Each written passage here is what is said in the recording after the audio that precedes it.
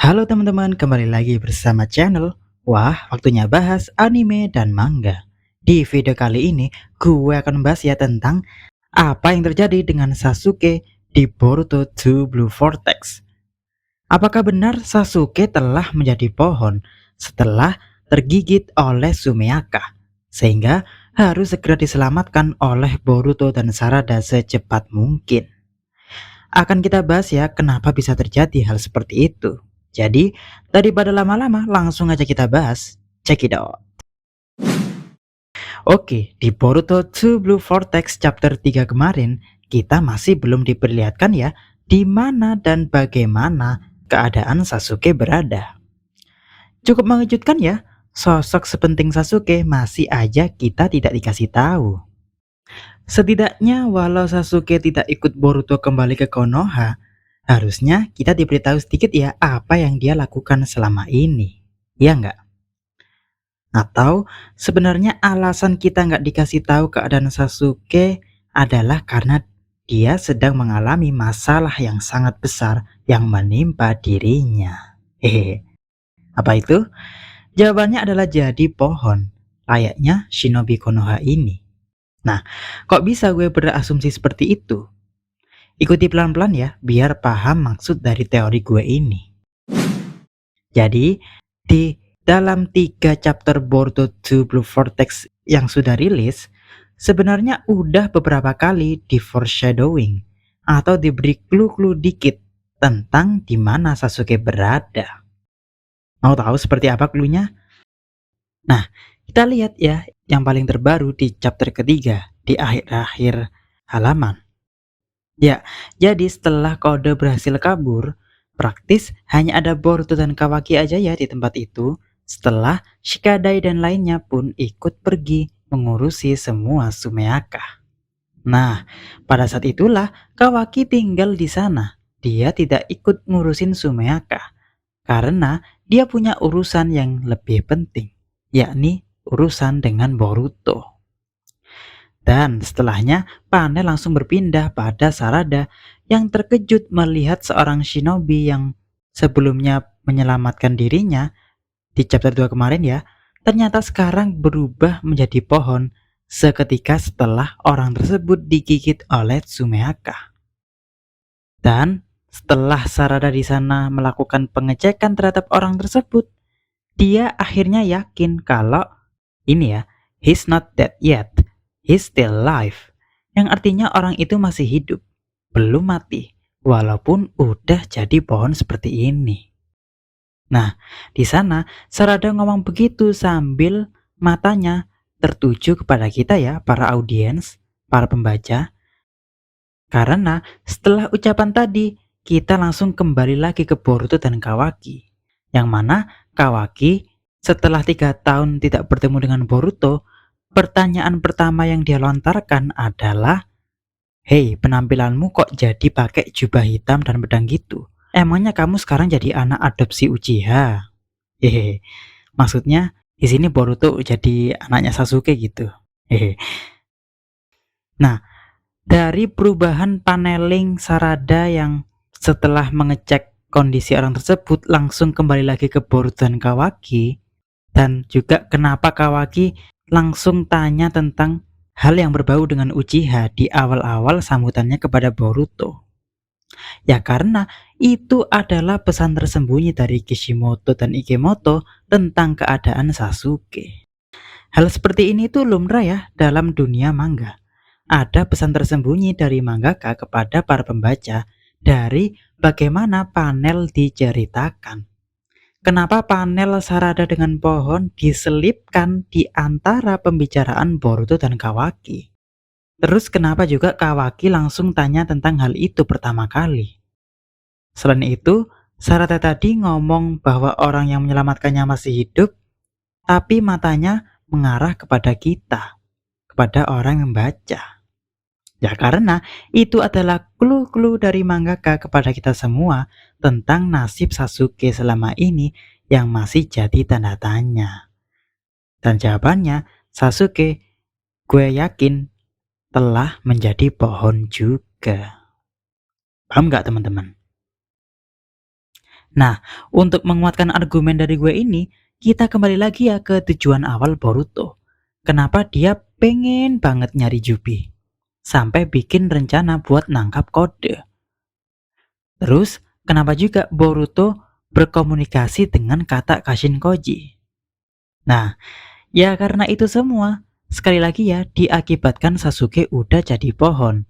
Setelah pertemuan pertama Boruto Sasuke dengan kode. Dimana pada waktu itu kode kehilangan mata kirinya kan? Sedangkan Sasuke harus menjadi pohon setelah digigit oleh Sumeaka. Makanya Boruto buru-buru pengen kalahin Jubi. Ya biar efek dari pohon itu segera hilang. Kalau sumber kekuatan Sumeaka yakni Jubi telah hilang, harusnya pohonnya pun kembali jadi normal kan ya? Ya nggak teman-teman? Oke, sekarang pertanyaannya adalah bagaimana bisa Sasuke digigit Sumeaka dan berubah jadi pohon? Gimana coba ceritanya? Oke, menurut gue ya, di pertempuran sebelumnya antara Kode dengan Boruto, di situ Boruto dengan Sasuke sedang latihan seperti biasa ya. Di sana tiba-tiba mereka bertemu dengan Kode. Dan jelas ya, pertarungan pun tak terhindarkan. Akan tetapi ketika semuanya udah fokus mengejar dan menyerang Kode hingga Kode terpojok, bahkan mata kirinya dihancurkan Boruto biar Kode nggak macam-macam gitu, agar bisa dinegosiasi gitu. Tapi namanya Kode juga punya banyak sekali strategi bertarung, sehingga dia memanggil Sumeaka dari tanda cakarnya, dan langsung Sumeaka tadi menyerang Sasuke secara tiba-tiba. Kok kayak lemah gitu ya Sasuke? Nggak juga sih. Karena kita coba lihat orang-orang lain yang terserang oleh Sumeaka. Nih, yang pertama Sarada. Juga harusnya kena kalau nggak ditolong Shinobi ini. Padahal Sarada kita tahu kan ya bagaimana hebatnya dia dan bagaimana dia juga punya Sharingan. Bahkan Kawaki yang sekuat Jigen pun juga kena tuh serangan dari belakang. Ayo, menurut gue ya karena Sumeka ini punya kekuatan mengendap-endap kayak ninja yang hebat gitu. Entah cakranya dihapus atau kekuatan apapun itu. Sehingga kalau nggak melihat secara langsung nggak bakal tahu kalau ada Sumeaka yang mampu menyerang dari belakang secara tiba-tiba. Dan alhasil Kawaki ini contohnya ya. Sekuat Kawaki aja bisa kena. Karena gini ya kira-kira Kode lagi diinterogasi Boruto dan Sasuke. Di belakangnya dimunculkan Sumeaka yang langsung gigit Sasuke, yang mengakibatkan Sasuke harus menjadi pohon seketika. Dan saat itulah Kode memanfaatkan kesempatan itu untuk kabur. Dan semenjak itu, akhirnya Boruto pun fokus berlatih Sage Mode dengan mencari Gunung Myoboku.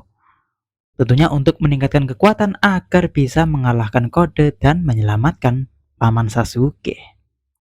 Nah, lanjutan kisah itu ada ya di video ini. Bagi yang belum nonton, silahkan cek dulu. Hehehe. Oke, kalau udah nonton, kita akan lanjutkan ceritanya ya. Bahwa setelah Boruto dan Kashin Koji menemukan Kode, otomatis ya pertarungan langsung dimulai. Dan menurut gue, pada saat itulah Kode akan segera tutup usia. Karena serangan dari Rasengan Uzuhiko masih sangatlah kuat, masih membekas pada Kode. Atau kemungkinan lain ya Kode mungkin kabur lagi ya entah kemana. Walaupun dia udah sekarat banget, tapi kan dia salah satu karakter yang tak pantang menyerah. Walau udah berkali-kali dikalahin lawan, masih aja tetap ingin menang.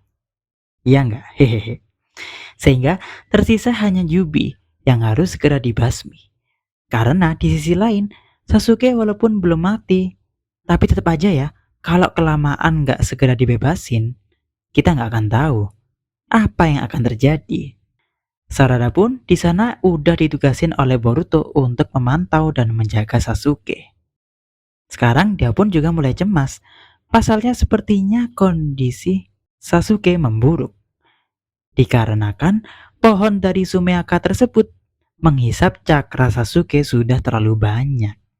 Karena ingat ya, pohon ini kemungkinan besar adalah versi kecil dari pohon kehidupan, seperti yang diutarakan oleh Shinobi ini.